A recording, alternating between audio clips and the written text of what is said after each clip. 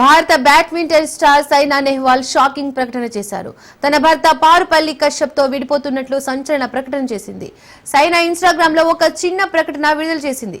దాదాపు 7 సంవత్సరాల వివాహ బంధానికి సైనా కశ్యప్ ముగింపు పలికారు. 7 ఏళ్ల వివాహ బంధానికి 20 ఏళ్ల స్నేహానికి ముగింపు పలుకుతున్నట్లు తెలిపారు. ఎంతో ఆలోచించి చర్చించిన తర్వాత తామిద్దరం విడిపోవాలని నిర్ణయించుకున్నట్లు తెలిపారు. పరస్పర అవగాహనతో సహృద్భావ వాతావరణంలో విడాకులు తీసుకుంటున్నామని చెప్పారు.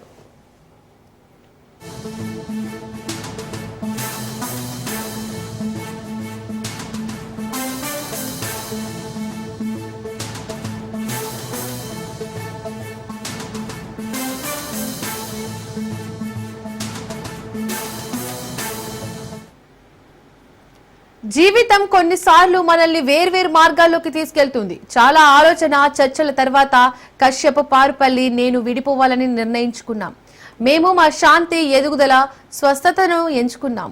కశ్యప్తో నాకు ఎన్నో తీపి గుర్తులు ఉన్నాయి. ఇకపై మిత్రులుగా ఉంటాం. మా నిర్ణయాన్ని అందరూ స్వాగతిస్తారని, ప్రైవసీని గౌరవిస్తారని ఆశిస్తున్నామని ఇన్స్టాలో పోస్ట్ చేశారు. ఇక ఇదే అంశానికి సంబంధించి పూర్తి డీటెయిల్స్ మా ప్రతినిధి రత్నకుమార్ అందిస్తారు. రత్నకుమార్, సైనా నెహ్వాల్ వివాహ బంధానికి సంబంధించి విడాకులు వివాదానికి సంబంధించి డీటెయిల్స్ ఏంటి? బ్యాడ్మింటన్ స్టార్లు, badminton wife and husband Saina Nehwal, Parupalli Kashyap 7 ఏళ్ల వివాహ బంధానికి ఫుల్ స్టాప్ పెట్టేయబోతున్నట్లు మెసేజ్ ను సోషల్ మీడియా వేదికగా సైనా నెహ్వాల్ పోస్ట్ చేసింది. త్వరలోనే తాము విడాకులు తీసుకోబోతున్నాం, ఇక నుంచి విడిగా ఉండబోతున్నాం అనేటువంటి విషయాలన్నింటినీ కూడా ఈ యొక్క మెసేజ్ లో మెన్షన్ చేసింది.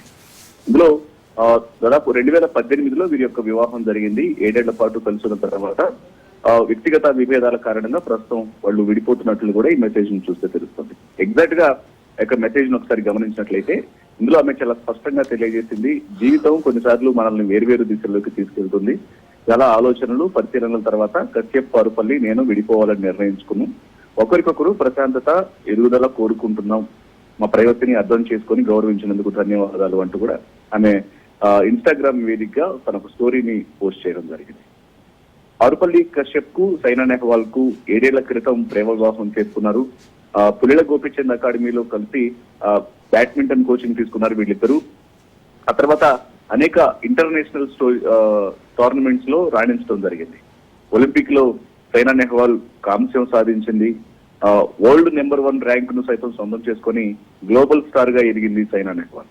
ఇంకా కామన్వెల్త్ గేమ్స్ గోల్డ్, అలాగే అంతర్జాతీయ స్థాయిలో నిలకడగా రాణించి పారుపల్లి కశ్యప్ సైతం తనకంటూ ఒక గుర్తింపు తెచ్చుకున్నారు. వీళ్ళిద్దరినీ కలిపింది కూడా బ్యాడ్మింటన్. దాదాపు 10 ఏళ్ల పాటు ఇద్దరు వారి యొక్క ఆటల్లో బిజీగా ఉన్నప్పటికీ కూడా ఒకవైపున ప్రొఫెషనల్ లైఫ్ ని కంటిన్యూ చేసుకుంటూనే చాలా ఇష్టంగా ఒకరికొకరు 10 ఏళ్ల పాటు ప్రేమించుకున్నారు. దాదాపు 10 ఏళ్ల ప్రేమ తర్వాత ఇరు కుటుంబాలను ఒప్పించి 2018లో సైనా కశ్యప్ పెళ్లి చేసుకున్నారు. ఇక బ్యాడ్మింటన్ నుంచి రిటైర్ అయిన తర్వాత కోచ్ గా మారిపోయాడు కశ్యప్. తను కోచ్ గా ఉన్నటువంటి సందర్భంలోనే సైనా నెహ్వాల్ కు సైతం కోచింగ్ ఇవ్వడం జరిగింది.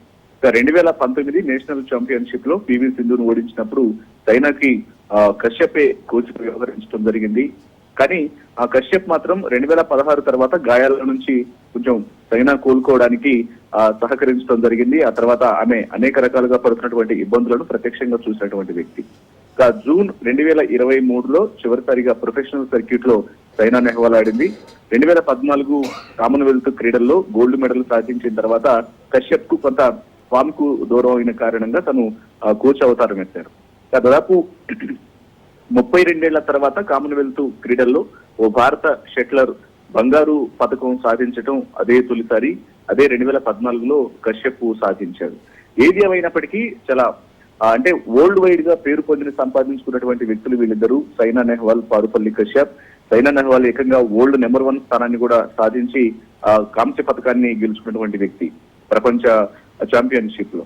సో ఇలా వైపున ప్రొఫెషనల్ గేమ్స్ లోనూ అంతగా రాణించినటువంటి వ్యక్తులు, ఇష్టంగా ప్రేమించుకొని పెళ్లి చేసుకున్నటువంటి వ్యక్తులు ఇప్పుడు 7 ఏళ్ల వివాహ బంధానికి ఫుల్ స్టాప్ పెడుతూ తాము ఇక త్వరలోనే విడిపోబోతున్నాం అనేటువంటి విషయాన్ని తెలియజేయడంతో పలువురు స్పోర్ట్స్ మెన్స్ కొంత షాకింగ్ లో ఉన్నారు. దీనికి సంబంధించి తాము కొంత ప్రైవసీ కోరుకుంటున్నాం అనేటువంటి విషయాన్ని సైనా నెహ్వాల్ తెలియజేస్తుంది. Right Ratnakumar, thank you.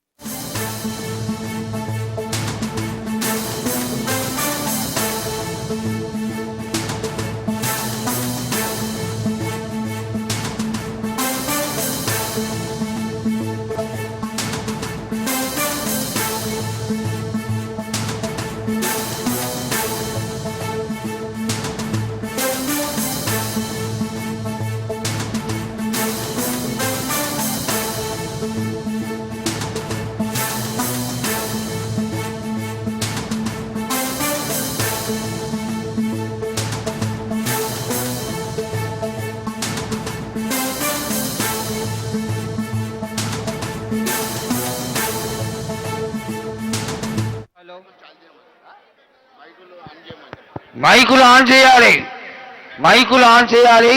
Photo click కొట్టకూడదు, ఎదురుకుండా కెమెరా పెట్టవద్దు, అందరూ నిశ్శబ్దంగా ఉండాలి. అమ్మవారికి ఎదురుకుండా ఎవరు ఉండరాదు.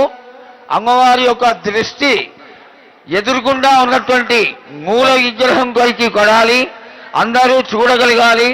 చక్కటి ఈ అమ్మవారి భవిష్యత్తుని ఆనందంగా మనం అందరం చూద్దాం.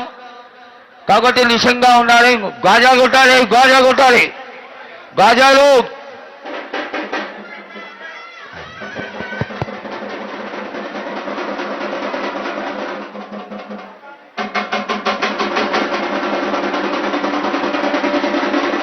ఓయ్ సరిగా కొట్టు.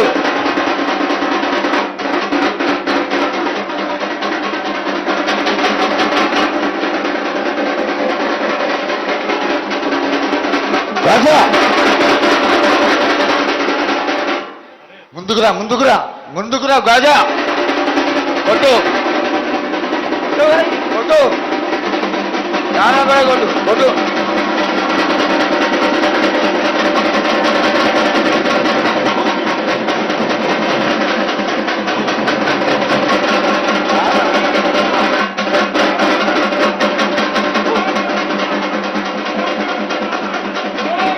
ఓం నమ శివ, ఓం నమ శివ, ఓం నమ శివ, ఓం నమ శివ.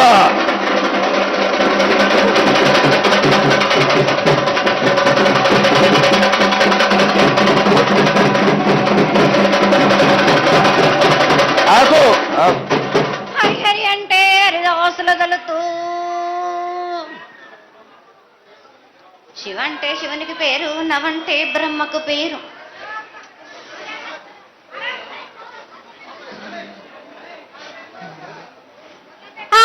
మూరేళ్ళు కపిని గందెళ్ళు కింద వెరసిమ్మల మీద వరే పక్షులు, పక్షులు 10 వృక్షాలు మద్దులు మారేళ్ళు.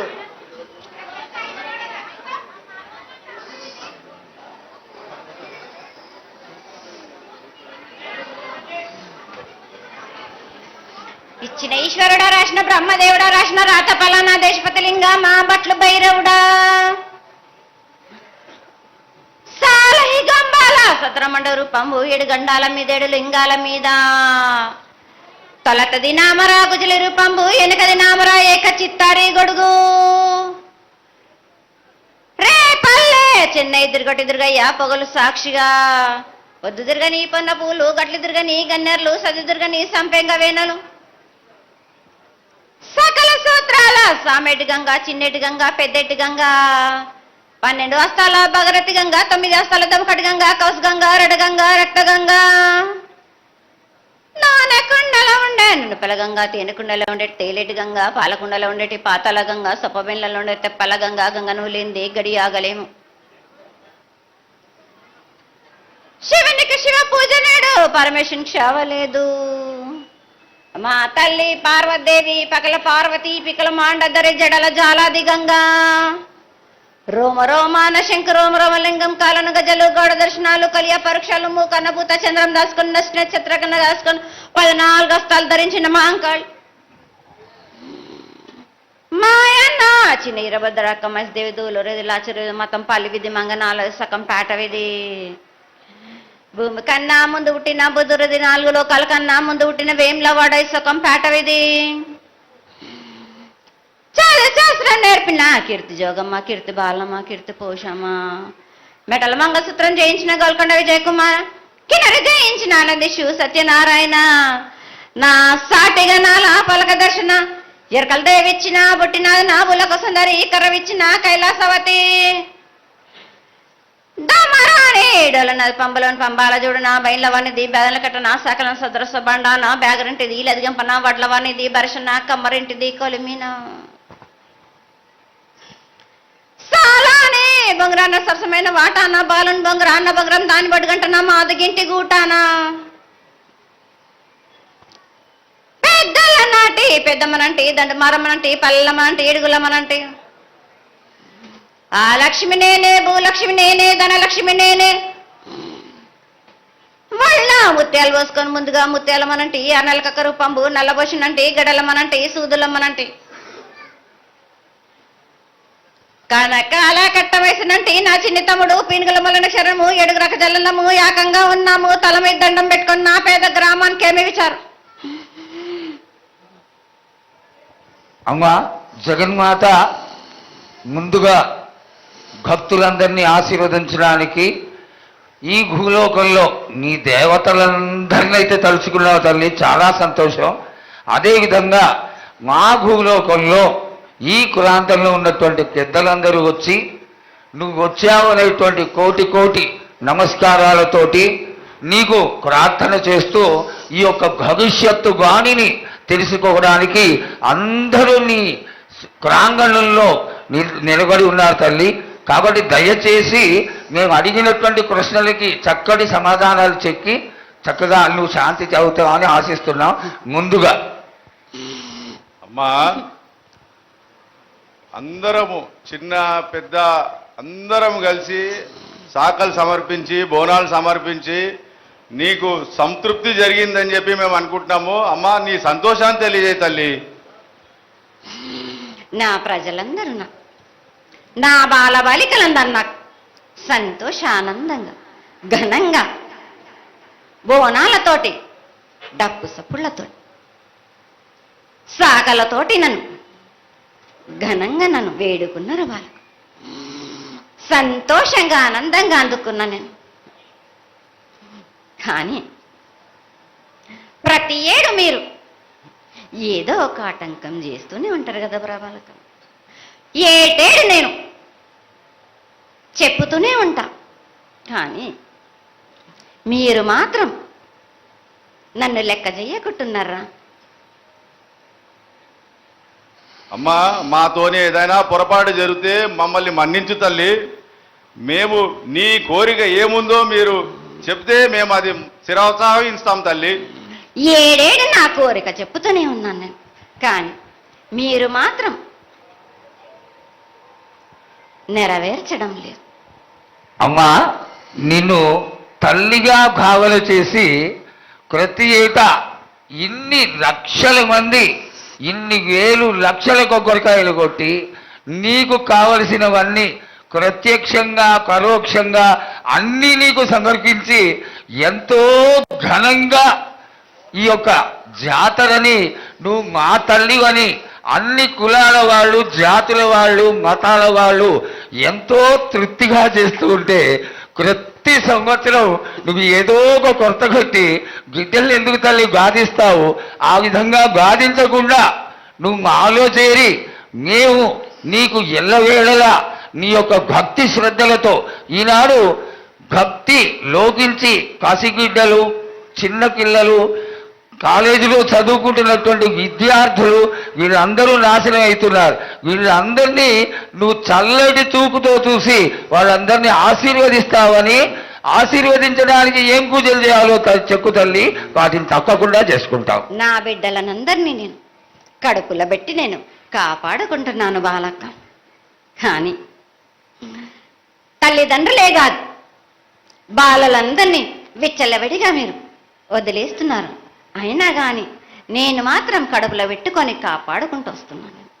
కానీ ఏటేటుగా నాకు బండి గిరంత కాకున్నా కానీ గోరుమంతమంత కానీ నాకు మాత్రం ఇయరా బాలక్క. తప్పకుండా ఇంతవరకు నేను చుక్కలన్నీ నేను రాసుల కొద్ది నేను రప్పించుకుంటున్నానే గాని గోరు మందమంతా కూడా నాకు చెందదా బాలక్క. అమ్మా, ఎంత చుక్కలు వచ్చినా గాని మీరు అరగించినా గాని నా కడుపులో పెట్టుకొని నేను కాపాడుతున్నా. నా పూజలన్నీ నాకు సక్రమంగా జరిపించాలి. బండగిరంతా నేను కోరుకుంటున్నాను గాని అయినా మీరు నా బాలులే అని నేను గోరు మందమంతే కదరా బాలక. నాకు రక్తం చూపించమనిగా అమ్మా, 4 కాళ్ళ పెద్ద జీవం కాకున్నా గాని చిన్నది మాత్రమైనా చూపించలేరా బాలక. అమ్మా, ఏడు నేను ప్రతి ఏడుకి ఏటికేటికి నేను నా కొల్లారికి నేను చుక్కలు రప్పించుకుంటూనే ఉన్నా. నేను అమ్మా, ఇంతవరకు కూడా నాకు చూపించడలే. మీరు అరగించడానికే కదరా బాలక. అమ్మా నీ ప్రసాదంగా ఆరగిస్తారే తప్ప అది దాని మీద ఉన్నటువంటి వ్యామోహంతో కాదు తల్లి. కానీ మొట్టమొదటి ఒక మాట చెప్పా తల్లి, ప్రత్యక్షంగా కానీ పరోక్షంగా కానీ నీకు జరిగే ప్రతి పూజ నేను దగ్గరుండి చేయిస్తున్నాను తల్లి. నువ్వు సంతోషించి ఆనందించి మమ్మల్ని ఆశీర్వదించాలే తప్ప నీ కోపాన్ని తెలియజేయరా తల్లి. నా కోపానికి మీరు బలి అవుతారు బాలక్క. నేను కోపం చూపించడలేదు, నేను కోరుకుంటున్నాను. నా బాల బాలికలందరినీ కాదు మీ అందరినీ కూడా నేను నా కడుపులో పెట్టి కాపాడుకుంటున్నాను. కానీ నేను ఇంత చుక్కలు రప్పించుకున్నా కానీ నాకు సక్రమంగా నాకు పూజలు జరిపించండి బాలక. నేను వేడుకునేదే కాదు, నేను ఆజ్ఞ చేసిందంటే నా కన్ను ఎర్ర చేసిందంటే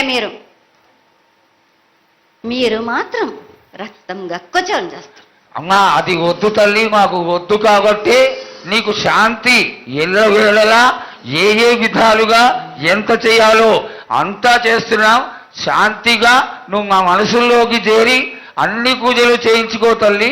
అదేవిధంగా ఈరోజు మన దేశంలో విచిత్రంగా మరణాలు ఎక్కువైపోయినాయి.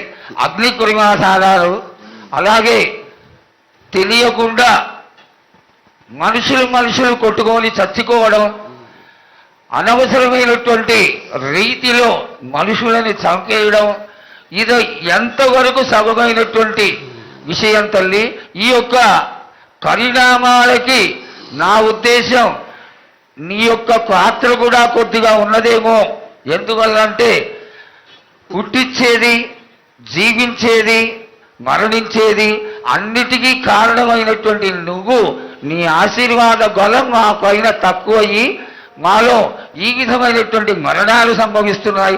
ఇవి జరగకుండా నువ్వు మళ్ళా ఉత్తరోత్తర ఈ విధమైనటువంటి ప్రమాదాలు జరగకుండా కాపాడాలని ఆశీర్వదించాలని వేడుకుంటున్నాం. నాది మాత్రం కొద్దిగా ఉంటుందని అనుకుంటున్నారు కానీ తప్పకుండా ఉంటుంది బాల. కానీ కాలం తీరిందంటే తప్పనిసరిగా ఎవరేది అనుభవించాలో అది తప్పనిసరిగా అనుభవిస్తారు బాలక. నేను మాత్రం దానికి అడ్డురాను బాలక. నా అయ్య చెప్పిందైనా కానీ తప్పనిసరిగా పాటించాలి అని. కానీ మీరు కూడా నాకు సంతోషపెట్టడమేగా, సక్రమంగా పూజలు జరిపించండి, కొద్దిగైనా నాకు రక్తం చూపించండి. ఇది వరకు నేను చేసిందంతా మీరు సంతోషంగానే అందుకుంటున్నాను. కానీ మీరు వాగ్దానం తీసుకుంటారు కానీ మీకే సరిపోతున్నాయి కదా. అట్లా ఏం లేదు తల్లి. నా రూపాన్ని కూడా మీరు అడ్డుపడుతున్నారు మీరు. కానీ ఇది వరకు నేను శాంతంతో నిన్ను కడుపులో పెట్టి కాపాడుతున్నాను. ఈ ఏడు జరిపించలేకపోతే నేను మాత్రం ఎవరెవరు అడ్డుపడుతారో వారికి నేను రక్తం గక్కేలా నేను చేస్తాను. కానీ మళ్ళీ నన్ను నిందించద్దు. నాకు లేదు లేదు తల్లి, ఏనాటికి జరగని కొలది నీ ఆశీర్వాద గొలవే లేకపోతే నేనెంతటి వాడు. పూజలు పునస్కారాలు నీకు ఆనందపడేటువంటి విషయంగా ఖచ్చితంగా చేయిస్తాను తల్లి.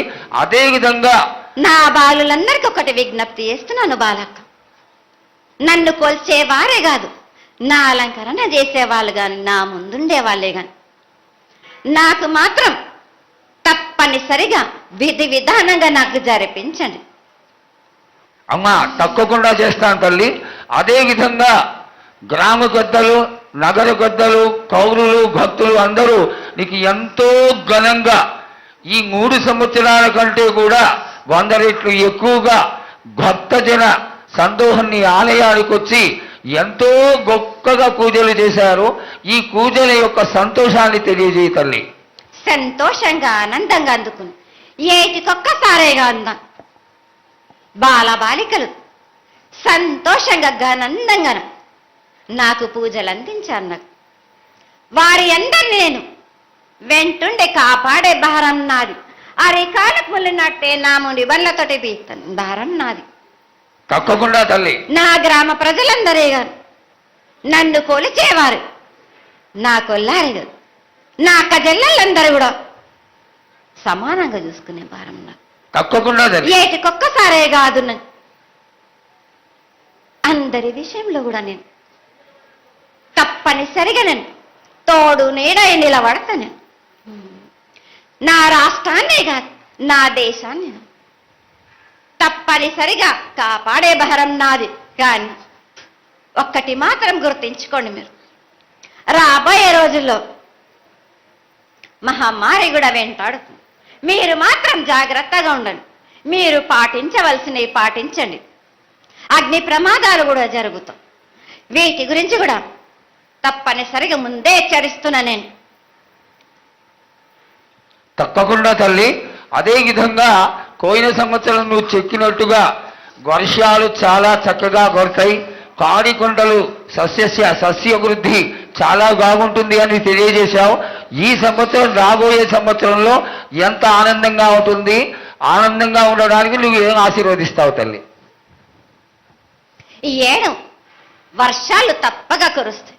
పాడి పంటలు కూడా సమృద్ధిలా ఉండే చూసే భారం నాది. మీరు మాత్రం 5 వారాలు నాకు పప్పు బెల్లం పలహారాలతోటి కాదు, నాకు ఎట్టి విధంగా నాకు ఈ జాతర జరిపించారు. నాకు అట్టి విధంగా నాకు కొల్లారి నుంచి బాల బచ్చల దగ్గర నుంచి నా ముందుకొచ్చి నాకు కడిబడి సాకబోసి నాకు పసుపు కుంకులముతోటి నన్ను ఆనందపరచండి. నాకు సంతోషంగా ఆనందంగా అందుకొని మీరు కోరిందల్లా కొంగు బంగారం చేసే మహంకాళిని నేను. అమ్మా, నువ్వు ఆ ఈశ్వరుడికి చెంగడి నీళ్ళు ఎంత సంతోషమో ఆ విధంగా సంతోషమైనటువంటి తల్లివి కాబట్టి నీకు ప్రతి ఒక్క ఇంటి నుంచి శాఖలు సమర్పించడం ఎంత గొప్ప విశేషం తల్లి. నిరాడంబరతకి ఇది నీ యొక్క గొప్పతనం తల్లి. నువ్వు కేవలం ఇంత తీయటి భోజనం పెట్టి ఒక చెంగుడు శాఖకు వస్తే ఆనందించి రోగాలని వ్యాధులని అన్నిటినీ కాపాడుతావు కాబట్టే నీకు సేవ చేసుకుంటున్నాను తల్లి. నీ పూజలన్నీ తప్పకుండా చేయిస్తాం. అదేవిధంగా ఈ అకాల మరణాలని ఆపడానికి ఏదన్నా ఆనందమైనటువంటి విషయం తెక్కు తల్లి. తప్పనిసరిగా చెప్తా. ఈ ఏడు నాకు నా రూపాన్ని నిలబెట్టేసరికి నాకు మాత్రం రక్తం చూపియండి. నాకు రక్తం చూపించకపోతే నేను మాత్రం ఊరుకోను. వాళ్ళకి కొల్లారే కాదు, గ్రామం మొత్తం సంచారం చేస్తాను. అయ్యో, అంతటి ఉగ్రసుఖం వద్దు తల్లి. చెయ్యడానికి చేయించడానికి పెద్దలందరూ నిన్న కూడా ఒక చిన్న చర్చ జరిగింది. అయినంత తొందరలో నీకు అది ఎవరాపినా గాని నేను మాత్రం ఆగను బాలక. ఇది వరకు నేను సంతోషంగా ఆనందంగా అందుకుంటా. ప్రాణానికి మాత్రం నష్టం జరిపించను గాని రక్తం మాత్రం తప్పనిసరిగా చూపిస్తాను నేను. మహామారిగా నువ్వు నీ యొక్క తాండవం చూపించొద్దు, ఆశీర్వదించు. మళ్ళా వచ్చే సంవత్సరానికి అన్ని బాగా జరిగి నీ యొక్క ఆశీర్వాదంతో ఇంతకి కొంత రెట్లు ఎక్కువగా నీకు జాతర చేసుకొని ఆనందపడతాను తల్లి.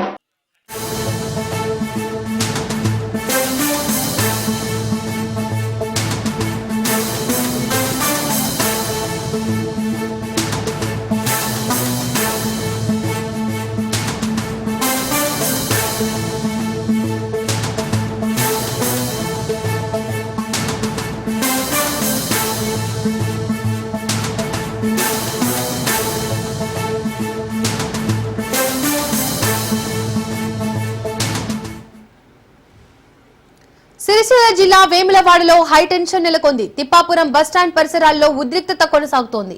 నూతన బ్రిడ్జి నిర్మాణంలో భాగంగా బస్టాండ్ ఎదురుగా ఉన్న ఇండ్లను అధికారులు ఖాళీ చేస్తున్నారు. అయితే తమకు ఎలాంటి నష్టపరిహారం ఇవ్వకుండానే ఇండ్లను కూల్చుతున్నారంటూ బాధితులు ఆందోళన చేపడుతున్నారు. తమ ఇండ్లను కూల్చాలంటే తొలుత తమ ప్రాణాలు తీసి కూల్చివేత్తలు జరపాలంటూ పెద్ద ఎత్తున నినాదాలు చేస్తున్నారు. కొందరు హోర్డింగ్ల పైకెక్కి నిరసన తెలుపుతున్నారు. పోలీసులు ఆధ్వర్యంలో అధికారులు కూల్చివేతల్ని కొనసాగిస్తున్నారు.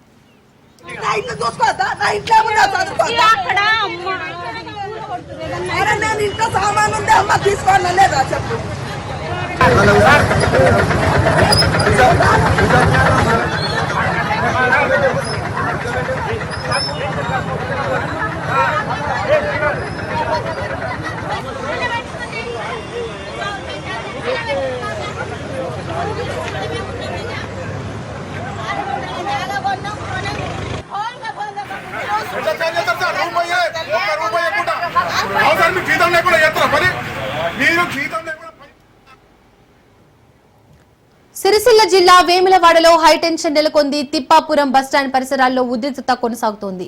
నూతన బ్రిడ్జి నిర్మాణంలో భాగంగా బస్టాండ్ ఎదురుగా ఉన్న ఇండ్లను అధికారులు ఖాళీ చేస్తున్నారు. అయితే తమకు ఎలాంటి నష్టపరిహారం ఇవ్వకుండానే ఇండ్లను కూల్చుతున్నారంటూ బాధితులు ఆందోళన చేపడుతున్నారు. తమ ఇండ్లను కూల్చాలంటే తొలుత తమ ప్రాణాలు తీసి కూల్చివేతలు జరపాలంటూ పెద్ద ఎత్తున నినాదాలు చేస్తున్నారు. కొందరు హోర్డింగ్ల పైకెక్కి నిరసన తెలుపుతున్నారు. పోలీసులు ఆధ్వర్యంలో అధికారులు కూల్చివేతల్ని కొనసాగిస్తున్నారు. ఇక ఇదే అంశానికి సంబంధించి పూర్తి డీటెయిల్స్ మా ప్రతినిధి రవీందర్ అందిస్తారు. రవీందర్, సిరిసిల్ల జిల్లా వేములవాడలో ఇండ్ల కూల్చివేతకు సంబంధించి డీటెయిల్స్ ఏంటి, అక్కడ పరిస్థితి ఏ విధంగా ఉంది? దీపిక, వేములవాడ రాజరాజేశ్వర స్వామి ఆలయానికి సంబంధించి రెండవ బ్రిడ్జ్ నిర్మాణం కోసమని కూడా ఒకవైపు తిప్పాపూర్ బస్టాండ్ ముందర ఉన్న ఇళ్లనైతే అధికారులు మొత్తం ఖాళీ చేయిస్తూ కూల్చుతున్న పరిస్థితి కనబడుతుంది. అంటే మా ఇండ్లు మేము ఖాళీ చేయమని గత కొన్ని రోజుల నుంచి కూడా వాళ్ళు అక్కడే ఉండడం జరుగుతుంది. అయితే అప్పటి నుంచి కూడా అధికారులు చెప్తున్నారు, కానీ వాళ్ళు ఖాళీ చేయం, మా ఇళ్లనైతే మీకు ఇవ్వమనే కోణంలో వాళ్ళు మేము నిరాశ్రయం అవుతాము, ఇక్కడ మేము ఇక్కడ నుంచి వెళ్ళిపోయి మేము ఎక్కడ బతకాలి, మేము ఉన్నదే ఇక్కడ జీవనం మీదనే జీవనోపాధి ఇక్కడనే పొందుతున్నాం, మేము ఇక్కడ మా ఇల్లు పోయినట్టయితే మేము ఏడ బతకలేమనే కోణంలోనే వాళ్ళు గత కొన్ని రోజుల నుంచి అయితే అక్కడ ఇబ్బంది పడుతున్న పరిస్థితి కనబడుతుంది. ఈ రోజు ఉదయం నుంచి కూడా ఒకవైపు పోలీసుల సహాయంతో రెవెన్యూ అధికారులు అక్కడ ఏవైతే 30 ఇండ్లు ఉన్నాయో ఆ 30 ఇండ్లు బ్రిడ్జ్ నిర్మాణం కోసం అని అడ్డం వస్తున్నాయనే కోణంలో కూడా అధికారులు ఆ ఉదయం నుంచి కూడా వీటికి ఖాళీ చేస్తూ కూల్చుతున్న పరిస్థితి కనబడుతుంది. అయితే ఈ బాధితులు మమ్మల్ని చంపినాకనే మీరు ఇల్లు కూలగొట్టాలనే కోణంలో కూడా వాళ్ళు పోలీసులను కావచ్చు అధికారులను అడ్డుకుంటున్న పరిస్థితి అయితే కనబడుతుంది. ఒక ఉద్రిక్త పరిస్థితి అయితే నెలకొన్న పరిస్థితులు చెప్పవచ్చు. దాని నేపథ్యంలో పోలీసులు భారీ బందోబస్తు అయితే ఏర్పాటు చేయడం జరిగింది. బలవంతంగా వాళ్ళని ఇంట్లోకి వెళ్ళి తీసుకువచ్చి కూడా వాళ్ళు ఖాళీ చేస్తూ ఇళ్లను జేసీపీలతో కూర్చున్న పరిస్థితి కనబడుతుంది. కొంతమంది వీళ్ళు మొత్తం నిరాశ్రయ్యారు కాబట్టి కొంతమంది హోర్డింగ్స్ ఎక్కి కూడా ఒకవైపు నిరసన తెలుపుతున్న పరిస్థితి అయితే అక్కడ కనబడుతుందని చెప్పవచ్చు. అయితే గత 15 రోజుల క్రిందటనే ఒకవైపు వీళ్ళకు నోటీసులు జారీ చేశామని అధికారులు చెప్తున్నారు. 15 రోజుల కిందట నోటీసులు జారీ చేసి మీరు ఇక్కడ ఇల్లు ఖాళీ చేయాలని మేము నోటీసులు జారీ చేయడం జరిగింది కోర్టు నుంచి వెళ్ళి, అయినా కానీ వీళ్ళు వినలేరు. అదే కోణంలో మేము వీళ్ళకి సంబంధించిన డబ్బులు ఇస్తామన్నా కానీ వాళ్ళు డబ్బులు తీసుకోకపోవడంతో మేము కోర్టులో వీళ్ళకి సంబంధించిన డబ్బులను కూడా జమ చేయడం జరిగింది. అక్కడ నుంచి వెళ్ళి క్లారిటీ తెచ్చుకున్న అనంతరమే మేము ఈ ఇళ్లను ఖాళీ చేస్తున్నామని ఒకవైపు అధికారులు చెప్తున్నారు. కానీ మేము ఇక్కడ నుంచి వెళ్తే మేము నిరాశ్రయం అవుతాము, మాకు ఇక్కడ ఉండడానికి గూడు లేదు, ఏం లేదు, ఇక్కడ వేములవాడ రాజరాజేశ్వర స్వామి ఆలయానికి సంబంధించి మేము ఇక్కడే జీవించాల్సి ఉంటుంది, కానీ మాకు ఇక్కడ నుంచి మమ్మల్ని పంపించినట్టయితే మేము నిరాశ్రయం అవుతాం, మేము బతకలేని పరిస్థితిలో ఉన్నామని ఒకవైపు వాళ్ళ ఆవేదన చెప్తున్న పరిస్థితి కనబడుతుంది. కానీ పోలీసులు అదేవిధంగా అధికారులు వాళ్ళను ఇళ్లలో నుంచి వెళ్ళి బయటకు తీసుకువస్తూ అదేవిధంగా ఒక మహిళ కూడా అందులో తీసుకువస్తున్న సమయంలో స్ఫూర్తకు పడిపోయిన పరిస్థితులు అయితే చెప్పవచ్చు. ఏది ఏమైనప్పటికీ కూడా అధికారులు మాత్రం మొత్తం వాళ్ళను బలవంతంగా లోపలికి వెళ్ళి తీసుకువస్తూ అక్కడ జేసీపీల సహాయంతో అయితే మొత్తం అక్కడ కూల్స్తున్నారు. మొత్తం ఈ 30 ఇళ్లను కూడా మొత్తం కూల్స్తున్న పరిస్థితి అయితే కనబడుతుందని చెప్పవచ్చు. అంటే వేములవాడ రెండో బ్రిడ్జ్ ఇది, అది ఒకటి బ్రిడ్జ్, దీని పక్కకు కూడా ఇంకో రెండో బ్రిడ్జ్ చేయాలనే కోణంలో కూడా ఈ మొత్తం 30 ఇళ్లను అయితే ఖాళీ చేస్తున్న పరిస్థితి అయితే అక్కడ కనబడుతుంది. కొంచెం ఉద్రిక్త వాతావరణంలో అయితే నెలకొన్న పరిస్థితి. పోలీసులు భారీ బందోబస్తు అయితే ఏర్పాటు చేయడం జరిగింది. కానీ ఇళ్లకు సంబంధించిన 30 మంది కూడా అక్కడ వినడం లేదు. ఒకవైపు వాళ్ళకు వీళ్లకు వాగ్వాదం చాలా చోటు చేసుకుంటుంది. కానీ అయినా కానీ అంత ఉన్నప్పటికీ కూడా ఆ ఉద్రిక్త పరిస్థితుల మధ్య కూడా ఒకవైపు అక్కడ 30 ఇళ్లను కూడా పోలీసుల సాయంతో అధికారులు అయితే కూల్చుతున్న పరిస్థితి అక్కడ స్పష్టంగా కనబడుతుందని చెప్పొచ్చు. బాధితులు ఒకవైపు మాకు నిరాశ్రయం అవుతాం, మీరు ఇక్కడికి వెళ్ళాలని బాధితుల ఆవేదన వ్యక్తం చేస్తున్నారు, అదేవిధంగా నిరసనలు తెలుపుతున్నారు. మేము ఇక్కడి నుంచి వెళ్ళమని కూడా అక్కడ బాధితులు తిష్ట వేసుకుని అక్కడే ఉన్న పరిస్థితి అయితే కనబడుతుందని చెప్పవచ్చు. దీపిక, రవీంద్ర, అది పోలీసులు రెవెన్యూ అధికారులు ముందే నోటీసులు ఇచ్చాం, డబ్బులు ఇచ్చాం, అయినా వారు వినలేదంటున్నారు. మరి బాధితులు ఏం చెప్తున్నారు దానిపై? ఎస్ దీపిక, అయితే 15 రోజుల కిందటనే మేము నోటీసులు జారీ చేయడం జరిగింది. ఖాళీ చేయాలని కోర్టు నుంచి నోటీసులు అయితే ఇవ్వడం జరిగింది. కానీ వాళ్ళకు డబ్బులు ఇస్తామన్నా గానీ వాళ్ళు దానికి సంబంధించిన నష్టపరిహారం తీసుకోకపోవడంతో మేము కోర్టును ఆశ్రయించడం జరిగింది. కోర్టులో వాళ్ళకి సంబంధించిన నష్టపరిహారం, ఆ 30 నెలలకు సంబంధించిన నష్టపరిహారాన్ని మేము కోర్టులో జమ చేసి ఇక్కడ మాకు ఈ బ్రిడ్జి కట్టడానికి వేములవాడ రాజరాజేశ్వర స్వామి ఆలయానికి వెళ్ళడానికి కూడా ఇక్కడ ఇబ్బందులు అవుతున్నాయనే కోణంలోనే మేము ఒకవైపు ఈ బ్రిడ్జి నిర్మాణ పనుల కోసమే వీళ్ళని ఖాళీ చేయించడానికి మేము కోర్టులో ఆ మనీ కూడా జమ చేయడం జరిగింది. వీళ్ళు తీసుకోకపోవడంతో అని కూడా అధికారులు చెప్తున్నారు. కానీ వీళ్ళు అక్కడ ఉన్న నిరాశ్రయులు, వాళ్ళు జీవనము గత కొన్ని ఏళ్ల నుంచి వాళ్ళు అక్కడనే ఉంటున్నారు.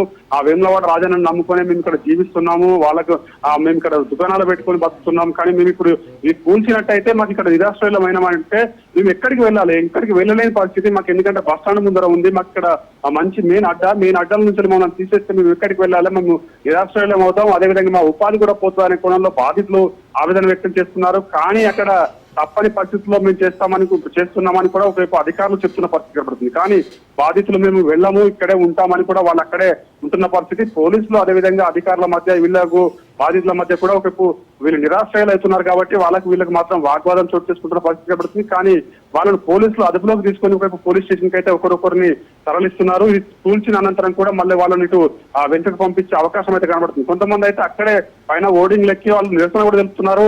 మా ఇళ్లను ఖాళీ చేయించవద్దు, మేము ఇక్కడ నిరాశ్రయం అయితే మేము ఎక్కడ బతకలేము, మా బతకలేని పరిస్థితుల్లో మమ్మల్ని చంపేయండి ఇక్కడే అనుకుంటూ వాళ్ళు ఆవేదన వ్యక్తం చేస్తున్న పరిస్థితి కనబడుతుంది. కానీ అధికారులు ఎట్టకేలకు అది మాత్రం మొత్తం క్లియర్ చేయించే పరిస్థితుల్లో అక్కడ పరిస్థితులు అయితే కనబడుతున్నాయి. జేసీబీలతో మొత్తం కూడా కూలగొడుతున్న పరిస్థితి కనబడుతుంది. వీళ్ళని ఒక్కొక్కరిగా పోలీస్ స్టేషన్లకు తరలిస్తున్నారు. తరలించిన అనంతరము దీన్ని కూల్చిన అనంతరం కూడా వాళ్ళు బయటకు ఇచ్చిపెట్టే అవకాశం అయితే కనబడుతుంది. కానీ అక్కడ ఇంకా ఉద్రిక్త వాతావరణంలో అయితే నెలకొంటున్న పరిస్థితి అయితే కనబడుతుందని చెప్పొచ్చు దీపిగా. Right, thank you Ravindra.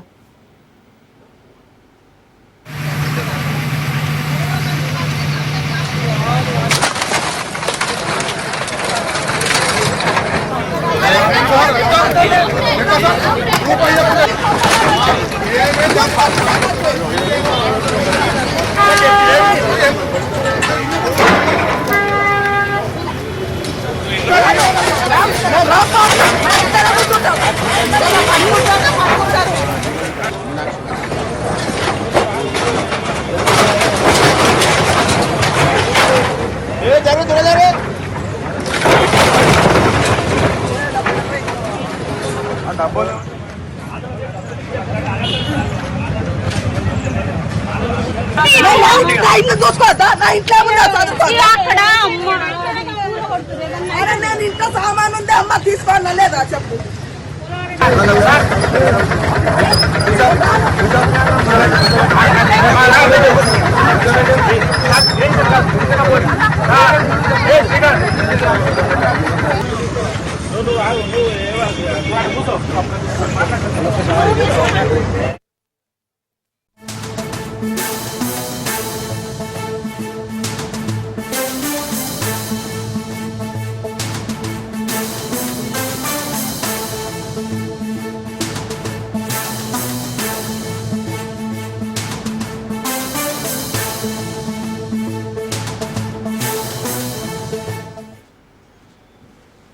Teenmar Mallanna versus MLC Kavitha issue తారాస్థాయికి చేరింది. కవితపై మల్లన్న చేసిన కామెంట్స్ తో జాగృతి శ్రేణులు ఆగ్రహం వ్యక్తం చేశారు.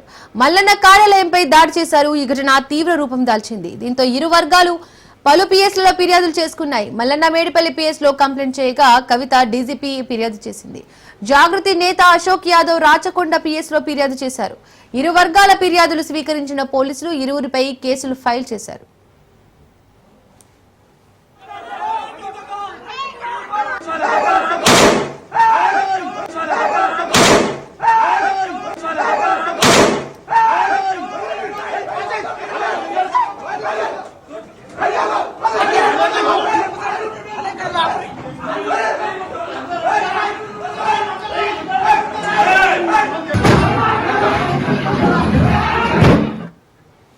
తొలుత తీన్మార్ మల్లన్న ఫిర్యాదు మేరకు కేసు నమోదు చేశారు. తెలంగాణ జాగృతి కార్యకర్తలు కవిత ప్రేరణతో తమపై దాడికి దిగారని, ఆస్తిని ధ్వంసం చేసి తనను హత్య చేసేందుకు యత్నించారని తీన్మార్ మల్లన్న ఫిర్యాదులో పేర్కొన్నారు.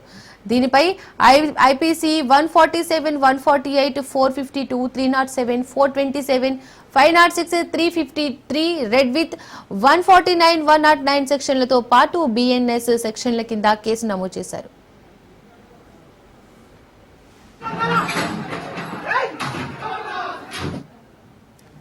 ఇక మరోవైపు జాగృతి కార్యకర్త లింగమయ్య అలియాస్ అశోక్ యాదవ్ ఫిర్యాదు మేరకు తీన్మార్ మల్లన్నపై కేసు నమోదైంది. మల్లన్న వ్యాఖ్యలపై ప్రశ్నించేందుకు క్యూ న్యూస్ కార్యాలయం వద్దకు వెళ్లగా మల్లన్న వర్గం తమపై దాడి చేసి కత్తులు, తుపాకులతో మహిళలను బెదిరించారని, మర్యాదకు భంగం కలిగించారని ఆరోపించారు. దీనిపై 354B, 307, 506, 147, 148 ఆర్మ్స్ యాక్ట్ 25, 27 సెక్షన్ల కింద కేసు నమోదు చేసి విచారణ జరుపుతున్నారు.